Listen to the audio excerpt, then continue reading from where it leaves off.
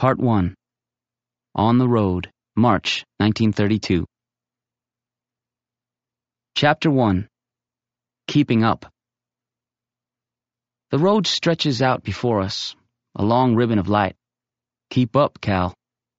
I am the right size for my age, which is 12, this being 1932 in the year of our Lord. I can run as fast as the Dickens, but when it comes to marching, I always fall behind. Despite Pop's limp, he always gets a few steps ahead of me. I cannot help but sigh. Pop doesn't hear that, though he can still catch the songs of the birds in the trees above us, like the redbird he pointed out a mile back. Real low noises escape his ears. It has been that way since the 6th of June in 18, when he was partially deafened by the booming of the big guns. We keep marching along. I'm doing a better job now of keeping up. I don't mind walking like this, mile after mile, just as long as it doesn't start my father remembering. Pop looks up at the sun. It was hot like this that day. It was about this time, he says. Exactly 3:45 p.m. There's a faraway look on his face now. He's telling the story to himself, almost unaware of me listening. Over the top and take that wood, General Hartford orders us. And then the whistle blares. So over the top we go, every one of us as green as grass. It's the place where Pop always pauses. Sometimes we'll walk as much as a mile before he says more. And then the devil's paintbrushes opened up and down we went, like a wheat field being mowed. Another silence as another mile passes. No, he says, not like wheat nor rye. Mown grass does not bleed or make the ground so slippery you can't hardly stand. He pauses, shakes his head as if trying to wake up from a bad dream. Then he starts walking again. That faraway look is gone from his face. I'm not sure he even knew that look was there. He's finished that story for now, leaving it behind. Which is what I would like to do. But almost as soon as he started the story, as it sometimes happens, something took over. This happens to me now and then. I'm drawn backward. I find myself in the middle of someone else's life, not remembering it or seeing it, but living it moment by moment. I'm no longer walking down a southern road in the here and now of 1932. It's years ago, over there. I'm someone else in full uniform. Crouched next to my father in the muddy trench, I'm holding a gold pocket watch in my left hand, looking at the letters inscribed on the back. S.K.E. My heart's pounding like a drum as we wait for the signal.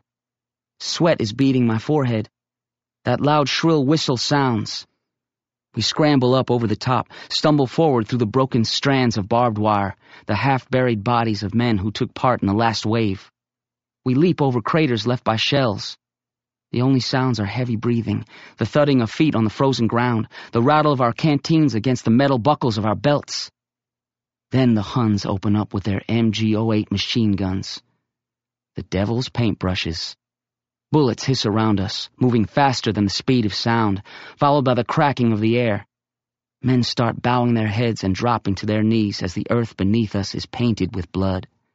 Their blood. Our blood. My father falls, but I pick him up, throw him over my shoulder to carry him. Cal? I'm so lost in that vision of a France I've never really seen that I've been in a daze, not even seeing my feet crunching the red roadside gravel. I run my hands back through my long hair, waking myself back up to the real world. Yes, sir, I say. Present and accounted for, sir. That makes Pop chuckle. It's not hard for me to amuse Pop, unless he is in one of his black moods. Then nothing will bring the light of a smile to his sun-browned face, even though I have to try. I take care of you, you take care of me. That's the deal, as Pop puts it. All we have is each other. I pick up my pace to match his. I'm counting my steps, keeping my face calm so as not to let on where my mind has been. Pop would feel bad if he knew where his speaking about the war sometimes leads my overactive brain. I know he always has my best interest at heart. He just wants to take good care of me. For example, to help me know what to do when there's trouble, he tells scary stories. Like the one about a giant all made of stone that likes to eat people. Or the story of monster birds that would fly down and carry away children. I do not know where he got them from. But those tales about bloodthirsty monsters are really something. He doesn't tell me them just to scare me, though. Take courage from the story, he says. In every one of those stories, those monsters end up getting defeated. Usually by a boy or girl who's listened to the advice of elders and learned the monster's weakness. It's also been there in the books I used to read in the little library in the school. Stories of boys managing to win against all kinds of odds. Treasure Island, Tom Sawyer. Being able to get stories like those is the thing I miss most about school. I feel the weight of the few books I do own in my pack. Mrs. Hall, who was my 6th grade teacher, gave them to me when the school closed. She made sure every one of the few boys and girls still left when it shut down got 1 or 2 books. Me, being the one who read the most, I got 3. Here, Cal, she said, I know you'll treasure these. And she was right about that. I'd buy more books if I had the money and a place to keep them other than my pack. One day, probably years down the road, when Pop and I have a place of our own again, as Pop promises we will, I am going to have a whole shelf of books in my room. Maybe 2. But even without school, I have kept on learning. Pop knows a lot. Though he doesn't often share what he writes, he keeps a sort of journal, an old half-used ledger book that he was able to buy for a nickel from a storekeeper we did some odd jobs for. Now and then, he will pull out this half-pencil he keeps in his shirt pocket to write down his thoughts as he takes note of things. Maybe the weather, or where we found a good place to camp, or the name of some farmer who treated us friendly-like. Some of the other things he writes down, as he remembers such things his own parents taught him, are about plants. He has read to me from that journal the names of all sorts of things and how they might be used, like how chewing green willow bark cures a headache, or how tea made from pine needles is good for a cough. I'm studying the trees and plants by the road as we trudge along. It being March, and us being in the Southland, there's a chance of finding things ready to gather. Yesterday there was a fine cattail marsh I pointed out. No houses around. No one likely to drive us off. We took off our shoes and waded in. Red-winged blackbirds, Pop's favorite birds, were calling all around us and bobbing on the tallest stems. The young stalks pulled out easy. The bottoms of their stems were white and crunchy to taste. Better than celery. No marshes today, though. No nut trees ready to harvest yet, it being months too early. But the brush bodes well for the presence of rabbits. See that, Pop? I say. Rabbit run. All right, Cal, he replies. Good eyes, son. After we make camp, we'll set up some snares. Sometimes, in addition to finding myself in the past in someone else's body, I can also sort of look ahead to what's coming. Where we camp for the night will be high enough on a hill that no rain will flood us out. A nice, dry oak grove. I can hear Pop talking to the rabbits as he puts out the snares. Hey, you, we need you. Come on, rabbits, we need you. Hey, you, we thank you. Come on, rabbits, give us food. Where all you boys think you're a-headin'? That rough, unfriendly voice jolts me out of that future to an unpleasant present. A big man on an equally big white horse is blocking the road in front of us. There's a double-barrel shotgun cradled loose over his left arm, half-pointed our way. The man's square face is as red as his hair. His mouth is set hard. Morning, Captain, Pop says, snapping a salute. His voice is friendly and polite. I'm glad of that. When my father's voice is otherwise, things may not turn out so well. Pop's stance is relaxed and easy, not like a coiled spring.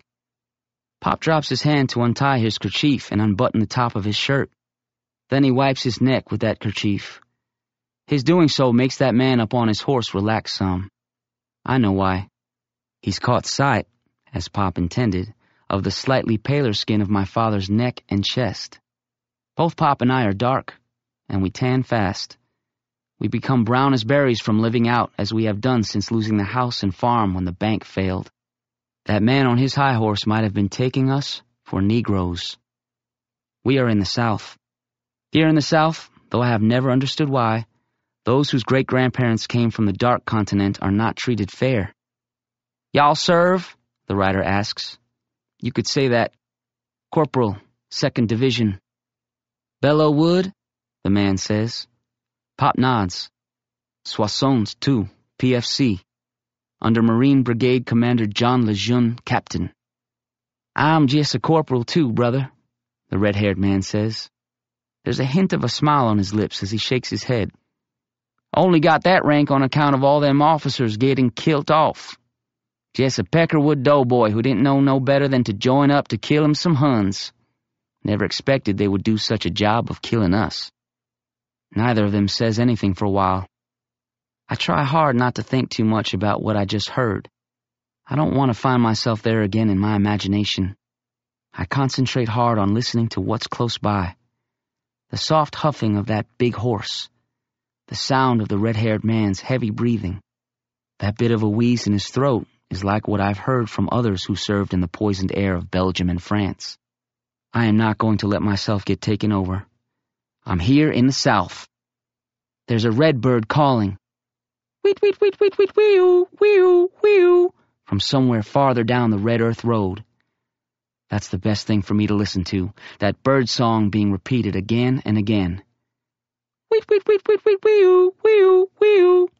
Weet, weet, weet, weet, wee-oo, wee-oo, wee-oo. We are, Pop finally says, knights of the road. My son Cal and me, heading to Rustburg, assuming we are on the right road. The big man pulls lightly on his reins to move his horse out of our path. He lifts his shotgun, uncocked now, up over his shoulder and points with his other hand. Some 20 miles, he says, coughing to clear his throat. Red house, crossroad up ahead. You all want to go straight. Right turn would take you to Appomattox. Thank you, Pop says.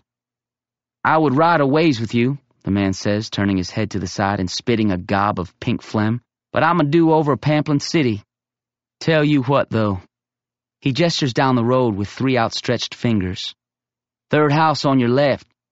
Half-mile up. My place. Wife's there. Rose.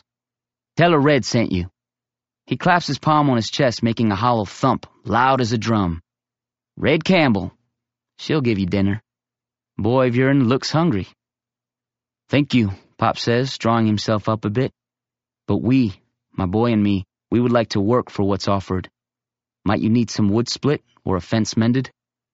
Red Campbell nods as he clears his throat again.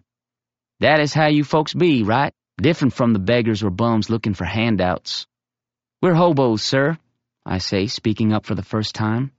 It surprises me almost as much as it does Pop, who looks at me with one eyebrow raised. We have an ethical code. Pop raises that eyebrow a little higher. Staying silent most of the time is my nature. But when I do start talking, especially about our way of life, I sometimes do go on a bit.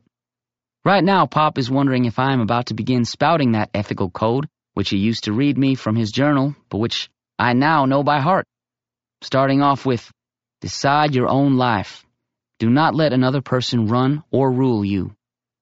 I could spout that out now, but I've said all I intend to say. Red laughs, loud and deep as thunder. He leans down to slap me on my back in a friendly fashion that nearly dislocates my shoulder. The grin on his face is wide as Jack's old lantern. Wood splitting it is, he says, and tell Rose to give this ethical son of yourn the slab of cornbread she was saving for me. He slides his shotgun into the sheath hung from his saddle, kicks his heels into the big horse's sides, and they gallop off, dry red dust rising from the road behind them.